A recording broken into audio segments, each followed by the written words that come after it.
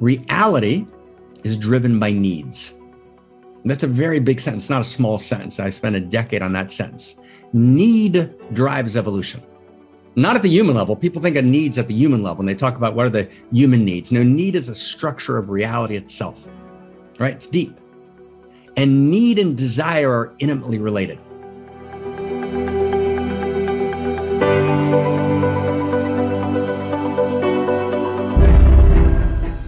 Life is a series of conversations.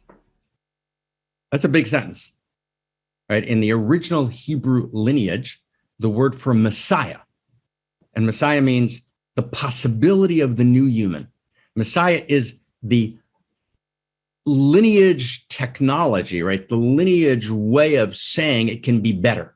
There's a potential for a new human. And Messiah is not one dude riding on a donkey, right? Messiah is every person participates, right, in the body of the Messiah. When we did the movie Dune together, we pointed out that the tragedy of that movie Dune that just came out, you know, the epic from the 60s that we did a very deep dive for 2 weeks into, is that it still looked at one person as being the Messiah. But Messiah is actually, right, we all participate in Messiah. Messiah is the new human and the new humanity.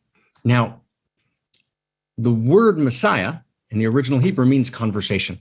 Mashiach, right, its root word is siach, S-I-A-C-H would be in English, and siach means conversation.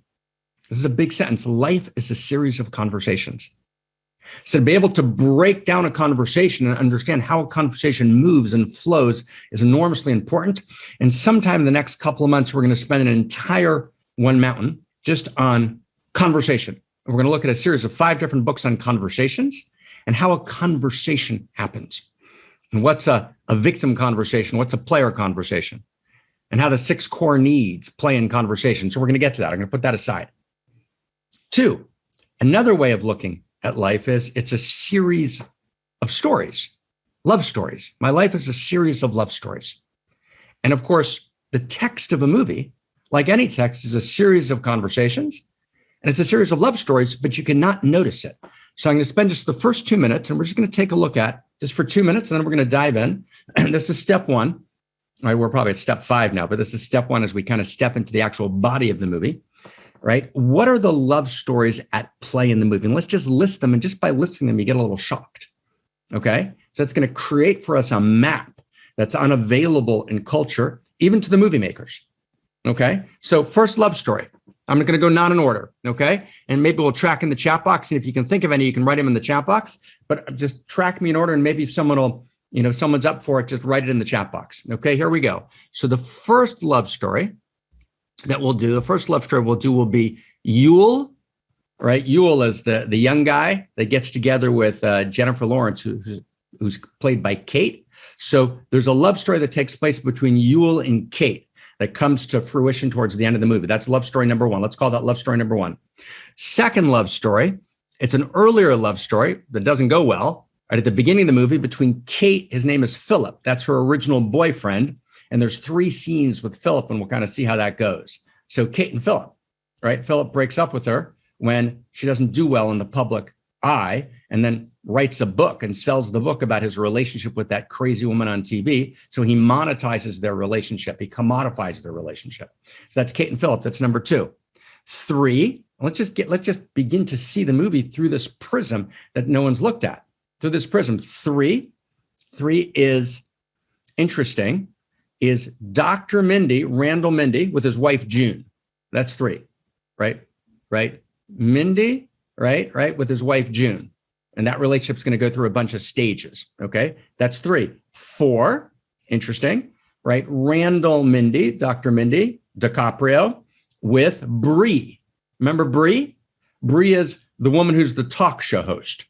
And actually at the end of the movie, when the president, Janie Orlean, calls Leonardo DiCaprio, who's at home with his family, right, as the comet's about to hit, she says, "Oh, we've got a seat for you on the plane, the spacecraft that's escaping the Earth's atmosphere, and you can bring either Bree or your wife." Right? Thank you, Janie Orlean. Right? But he's got those 2. That's number 4. Those 2 love stories going on. So Randall and Bree and the vector of their story. Everyone get that? And when we write Bree, let's just write radio announcer, because people, we won't remember who that is. And even when we write Randall, Mindy, and June, let's write his wife, June. So we can just look at it and get it immediately. So it's Randall with Bree, right? The television announcer, because we won't get it just with the name. I want it, right? People should be able to look at it immediately. So someone can write, right? Not just Dr. Mindy with Bree, but Dr. Mindy with Bree, the television announcer. We can get that in the chat box. That'd be awesome. Okay, so we'll actually see that, right? Bree, TV announcer, fantastic. Awesome. That's 4. Who else? So you've got the president, Janie Orlean, and she has 2 stories, which are each fascinating. When I say love story, it could be a successful or not successful love story, but there's a love desire theme at play. One is her and this particular porn star. There's a porn star character, right, who it turns out she had a secret relationship with, and they're sexting pictures to each other, which is in and of itself completely fine. But there's something problematic in it, and she hides it from the public, and it doesn't seem to be a relationship that has a lot of radiance and joy. It's actually a kind of hidden, tawdry relationship, not because they're sexting pictures. You could sext pictures and it could be beautiful, right? But it's because, right, it's purely commodified, right, visuals, right? It's actually, as one great thinker said, right, it's not the eros, right, of erotica, it's the sensation of porn, which are different. So there's Jane Orlean and the porn star who actually, right, she is desperate to nominate to the court. So she's got this kind of desperate relationship. She's not married, she doesn't have any loves, and she has this kind of desperate relationship with, we'll call him the porn star character, right? So that's number 5. Number 6 is Janie and her son, right? Her son's name is Jason. And that's a strange relationship. We're going to notice at the end of the movie, right, Janie gets on the spacecraft and forgets to take her son with her, right? What's that about? That's deep and it's real, and we're going to have to look at it. So that's Janie and Jason, okay? So that's what number are we up to? Number 6, right? That's 6, good. Who else? Then we have Jack Brenner. So Jack Brenner is the television announcer, right? The African-American man who's the partner, right? He's the partner on TV, not the romantic partner of who? Of Bree, the other television announcer. So it's Jack and Bree, but let's put their actual names, the 2 talk show hosts, right? Jack, talk show host, Bree, talk show host. They have this relationship. And again, there's this key moment, right, at the end of the movie, you know, where the world's about to end. And Jack says to Bree, what do you want to do now? You want to fuck or you want to pray? And what she responds is very important. Okay. So that's relationship number what? What are we up to? Like number 7, whoever's counting here. Okay. Right. Whoever's counting here. Right. What's the next relationship? You've got anybody? You've got DJ, right? The DJ Cello and Riley Bina, right? DJ Cello and Riley Bina, who appear early in the movie on Jack and Bree's show. Right. And they do this whole kind of, they get together. Right, they had broken up and they get together on air, and it seems very commodified, and yet they come through. Both DJ Cello and Riley Bina actually turn out to be really, really interesting characters. They actually get what's going on. And they do this whole concert, you know, to try and save the world. So that's a relationship that runs a thread all the way through. What other relationships? So you've got the relationship between Katie and her parents. We're not going to get to all of these, but I want you to just see the thread of relationship between Katie and her parents. Who remembers that scene when Katie goes back home and her parents lock the door and don't let her in? What's that about? So that's the relationship between Katie and her parents. You have the relationship, there's a couple of really important relationships here, right? Between Peter Isherwell. Who knows who Peter Isherwell is? The head of BASH, right? So there's a moment between Peter Isherwell and like a 10-year-old girl, when Peter Isherwell is on stage doing this kind of high-tech presentation, right, of a new technology at BASH Technology. Who remembers this, right? And there's these 3 kids on stage, right? And one of the girls says to him, I love you. And he doesn't even notice her. It's a dead giveaway. It's a key moment. She says, I love you, right? She's like totally blown away by the father. Right? He's the father. He's big tech. He's the father. She says, I love you. He doesn't even notice she's there. So here you have the feminine, right? The young goddess, right, 10 years old, says to the patriarch who she's trusting, I love you, he doesn't notice she's there. It's a key scene in the movie. Again, complete unnoticed. Okay, so that's about, give me a number. Who's giving me a number? What number are we here? About kind of 9 or 10. Let me just see if we missed any that are important. Yes, the relationship between Randall and Kate. It's not a romantic relationship, but it's a love relationship, right? Randall and Kate, right? Jennifer Lawrence and DiCaprio, right? Finally, there's a relationship between Teddy. Who knows who Teddy is? Teddy Oglethorpe, who's the head of that planetary body that's in charge of protecting the planet, the African-American man who actually goes to, right, and campaigns for the Teddy Oglethorpe. Thank you. So there's kind of Teddy and his relationship both with Jennifer Lawrence and his relationship with who? With Randall Mindy, with Leonardo DiCaprio. So he's a key relationship. And if you remember, in the dinner scene at the end of the movie, who gets together? Yule and Kate and Randall Mindy and his family and Teddy. They're all family. So that's a kind of evolutionary family. That's not a biological family. Teddy's part of the family. And our family is often not our biological family. It's our evolutionary family. It's our soul root family, how the lineage says it. But for now, let's just hold it right here. Let's just see. I think we got all of the relationships. I think we got the whole thing. And maybe one last one. Jason, remember who Jason is? Jason's the son of the president's son. Who's Jason's relationship with? Anybody? Nobody. It's very blatant in the movie. Jason is related only to himself.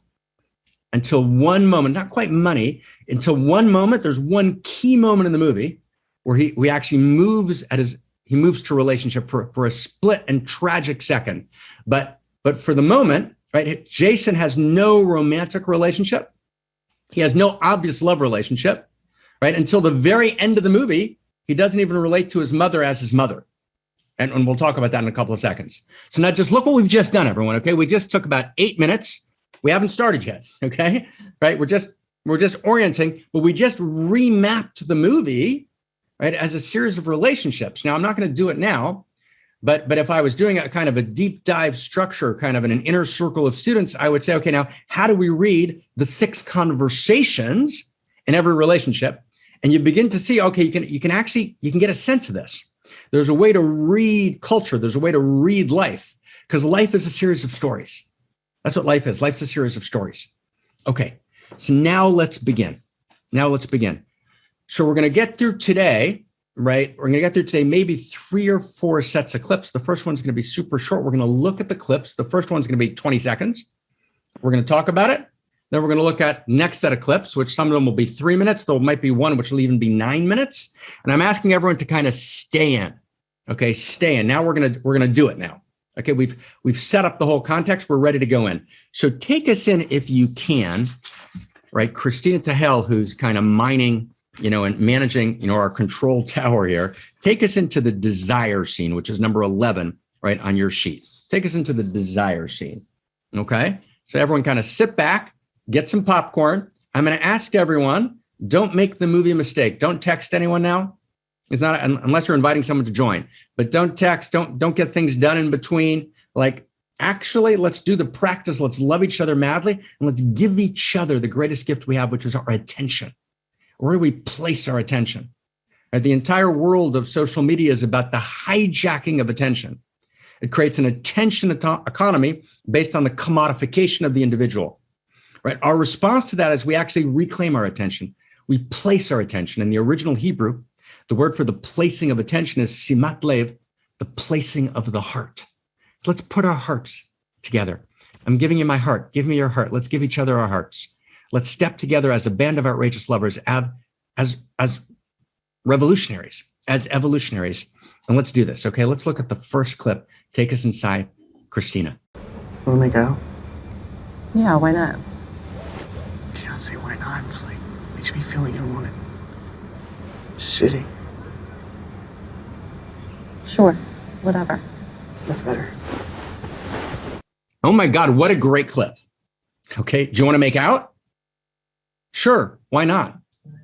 Right? Don't say, right? Don't say, wow, don't say why not. Makes me Makes me feel shitty.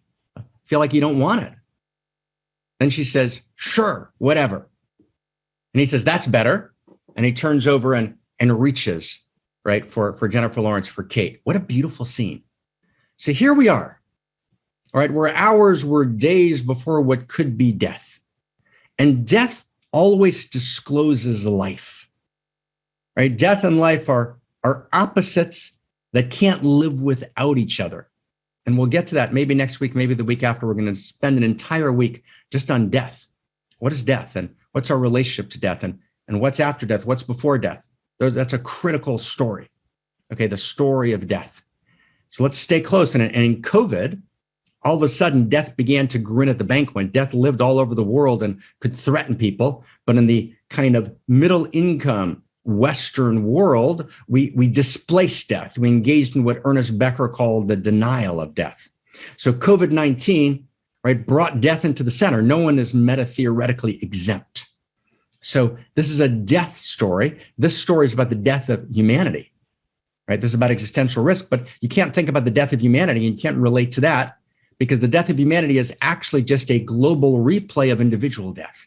And that's a big conversation we've had before a few weeks ago. We're going to come back to it in the next couple of weeks. We're going to do an entire conversation around death and try and break that open in a deep and critical way, because what I can't understand my life without understanding my death.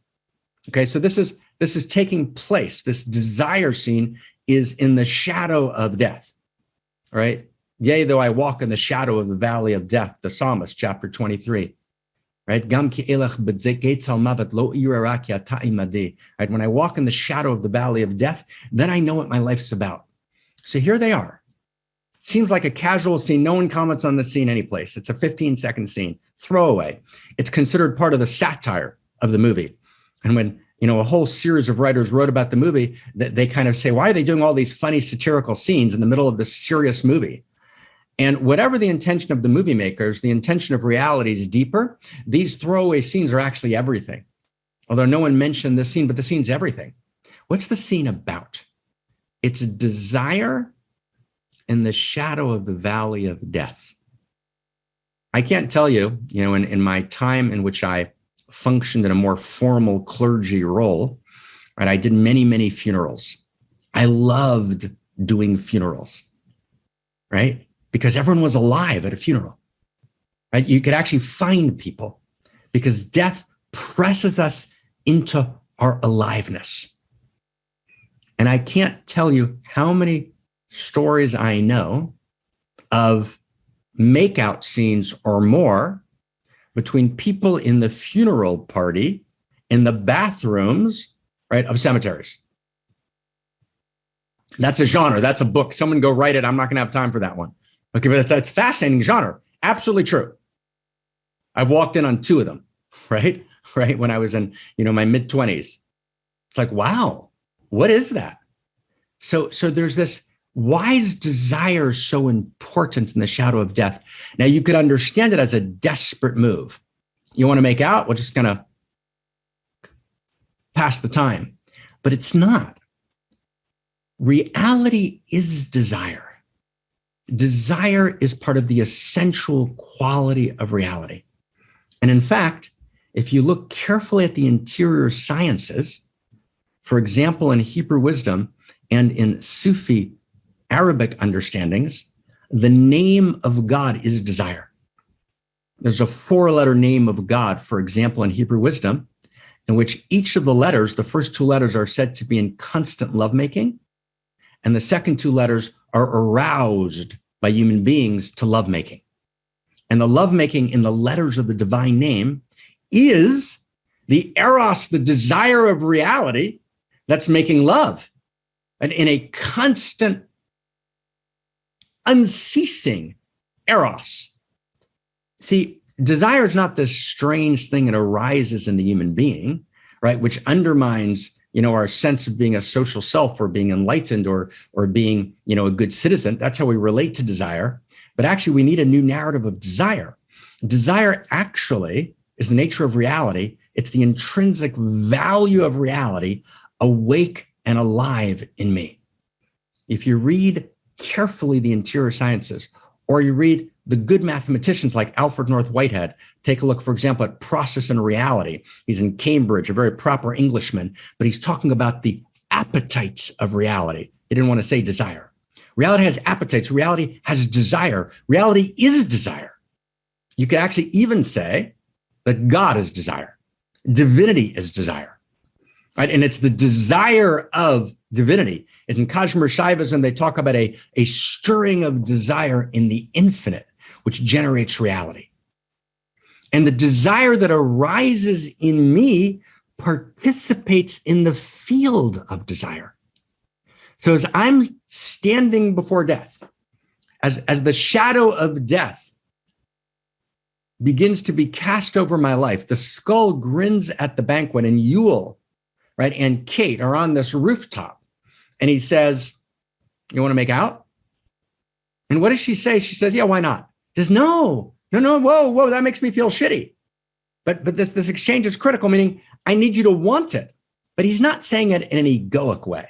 It's not a kind of male, macho, egoic, I need you to want it. No, it's not like that at all. He's beautiful, Yule.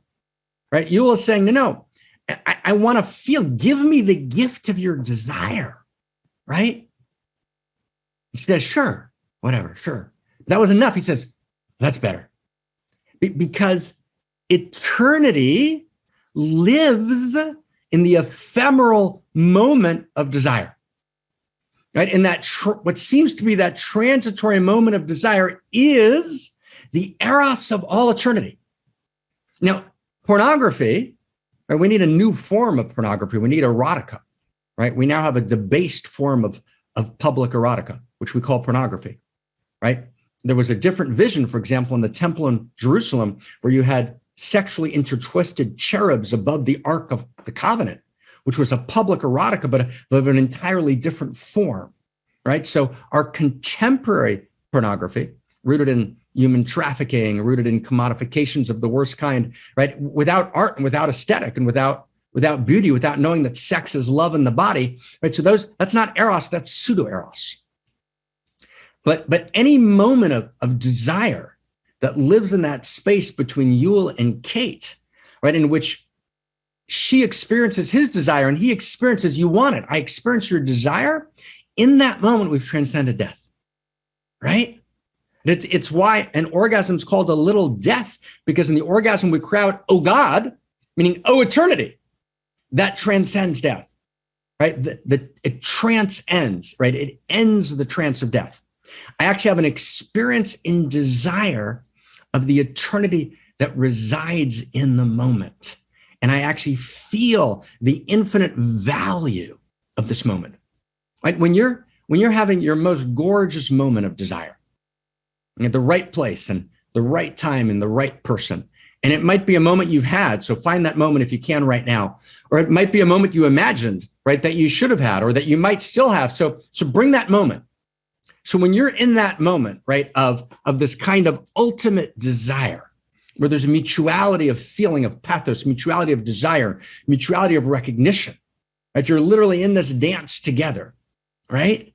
Do you stop and you're now seconds before explosion, before the ecstasy where you've stepped into the inside of the inside to the holy of holies, and all of evolutionary eros is moving through you. You're awake and alive, and you're participating in the field of desire, because there's no local desire. Desire is always non-local.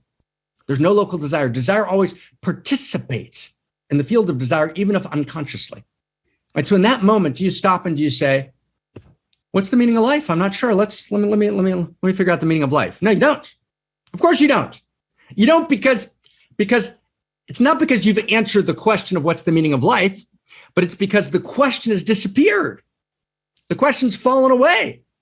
Because in this moment, you are in right now the self-evident meaning of life. So desire, right? Isn't that fascinating? Right? Isn't that beautiful? A new narrative of desire.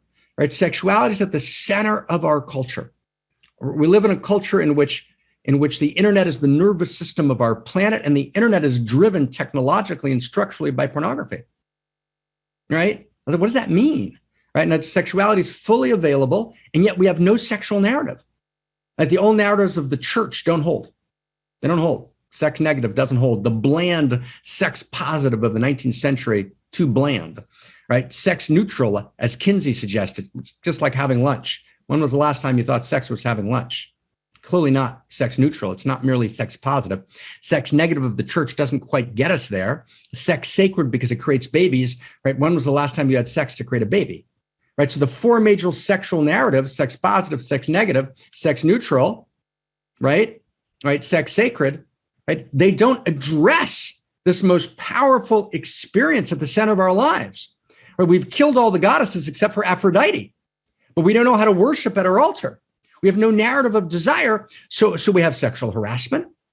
We have Me Too, right? We have false complaints. We have rape, right? We have demonized male desire. We have demonized feminine desire, right? All of which contribute to the desperate rivalrous conflict win-lose metrics, which is the pseudo-erotic story that drives the extraction model and the exponential growth curves that are about to fall off that bring us to this place, right, of existential risk.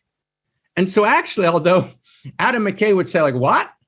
But actually, with the movie implicitly, there's this moment where she reveals her face. And it's deeper, right, to the movie makers. I think I shared with you last week, I spent an evening with Lana Wachowski, a bunch of years ago, talking about his movie V for Vendetta, right? And we said, it's not about what the movie maker thought, it's what was written by reality into the text. Desire, right? Having a narrative of desire, right? A new story of desire. And that new story of desire is critical. In parentheses, just a little parentheses, right? We spend 3 years at the Center for Integral Wisdom writing a 12-volume and a short version, but 4-volume phenomenology of Eros to actually articulate for culture a new narrative of desire, which is utterly critical. And we'll be sharing it in a few months. Like, oh my God, but it's huge. So this moment is this moment of desire and of the intrinsic dignity of desire in which all questions disappear. Wow. And let me just finish with one last thing. Right, just in this context, then we're going to look at the next set of movie clips, right, which is every person has a right to be desired. Now, stay close, and this is core to a new book that I actually was very privileged just to finish. I'm actually going to meet with a close friend on Tuesday, and I have some new ideas dancing about how to maybe play with that book in a new way, right? But here's a core principle, right, in this new writing, which is utterly essential. Reality is driven by needs. And that's a very big sentence, not a small sentence. I spent a decade on that sentence. Need drives evolution. Not at the human level. People think of needs at the human level, and they talk about what are the human needs. No, need is a structure of reality itself, right? It's deep. And need and desire are intimately related. When there's an authentic need that has integrity, right, that need becomes a right. So desire is an authentic need. And we have a need to desire. We have a need to be desired. And Maslow, who is a wonderful man, and his hierarchy of needs didn't come close to this. And we'll talk about it in this book, and we'll talk about it in a different week, and maybe we'll do with a friend of mine a whole podcast on this, right, on desire and need, right? But let's stay close to this, right? If there's an authentic need, that need becomes a right. So we have an authentic need to be desired. That is what Yule says to Kate in this movie. I need you to want it. But again, not in a macho male way, in a poignant human way, right? I need to be desired. I need to desire and I need to be desired. And because those are authentic needs, they're also authentic essential rights. Every human being has a right to desire and a right to be desired. Right now, I don't have a right to be desired by a specific person.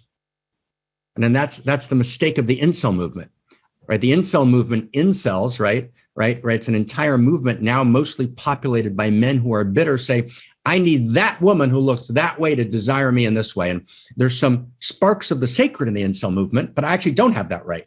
I don't have the right to claim a person, to force a person, to compel a person's desire.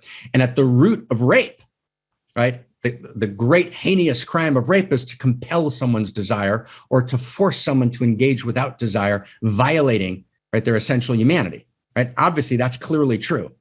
But what we do have is we have a right to desire.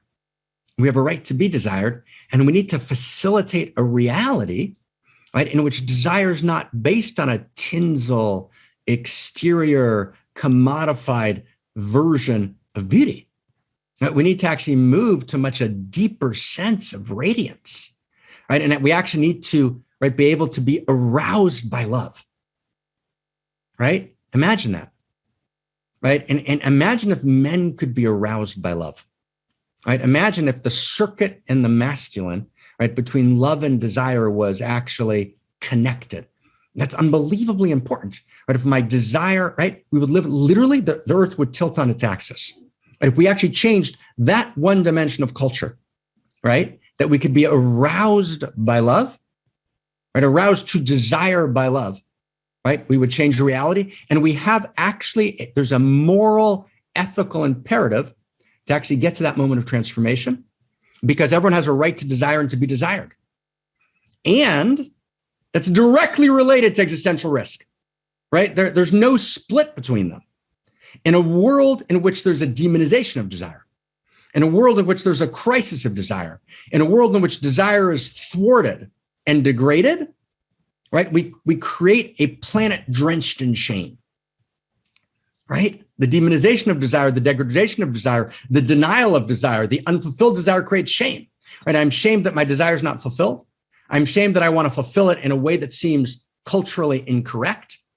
So this moment, this little 15-second moment in the movie, right, about desire is actually paradoxically, right, she, when I say she, I mean culture herself, speaks louder than the movie makers, right, begins to point and invite us to something, right? A new narrative of desire is utterly essential in healing a planet drenched in shame, which then begins to heal the rivalrous conflict win-lose metrics, which then allows for the emergence of a new story, right? The new understanding, what we call here reality, the universe colon a love story.